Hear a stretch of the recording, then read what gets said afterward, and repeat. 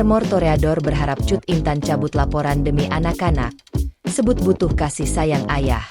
Pihak Armor Toreador berharap istrinya mencabut laporan ke polisi atas dugaan kekerasan dalam rumah tangga, KDRT, terhadap sang istri Cut Intan Nabila. Menurut pihak Armor Toreador, hal itu dilakukan demi kepentingan anak-anaknya yang masih membutuhkan kasih sayang seorang ayah. Diketahui, polisi menetapkannya sebagai tersangka kasus kekerasan dalam rumah tangga, KDRT, terhadap sang istri Cut Intan Nabila dan sudah ditahan di Polres Bogor. Atas perbuatannya, Armor dikenakan pasal berlapis Undang-Undang Nomor 23 Tahun 2004 tentang KDRT. Armor kasihan kepada anak-anaknya yang masih balita. Mereka masih kecil, masih membutuhkan sosok dan kasih sayang dari seorang ayah, ujar Irawan Syah, kuasa hukum Armor, saat menyampaikan isi hati kliennya kepada awak media. Oleh karenanya, Armor menaruh harap agar kasus yang menjeratnya dapat diselesaikan secara kekeluargaan melalui restoratif justice. Irawan Syah menjelaskan dasar hukum agar restoratif justice antara kliennya dan Cut Intan Nabila terrealisasikan.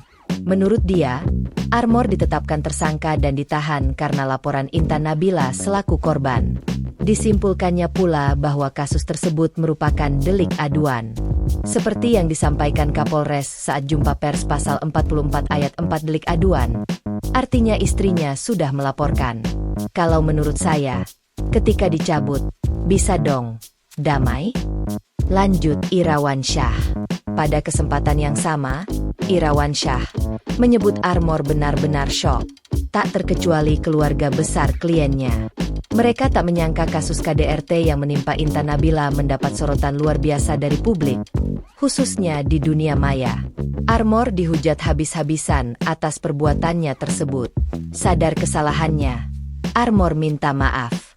Ia juga tak membela diri dengan berdalih macam-macam untuk membenarkan perbuatannya, pun siap menerima konsekuensi hukum dan sanksi sosial. Namun demikian, Armor merasa masalahnya dengan Cut Intan Nabila bisa diselesaikan secara kekeluargaan.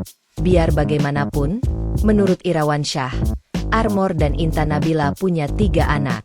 Yang paling besar berusia 4 tahun, dan yang paling kecil masih bayi. Mereka butuh kasih sayang, biaya hidup.